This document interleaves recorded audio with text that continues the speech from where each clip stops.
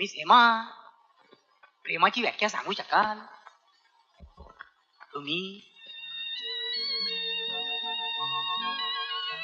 पहिलं प्रेम हे पहिल्या नजरेत जुळतं.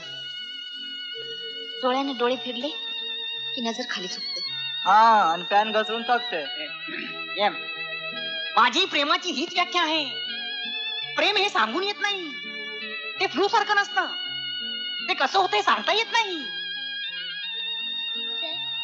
तुमच्या या तासात आम्हाला रोमिओही कळला आणि जुलिएटही कळली. समजाले मग तुका काव्याचे असेच असतात. काव्य हे असंच शिकवायचं असतं आणि समजणाऱ्याने ते समजायचं असतं.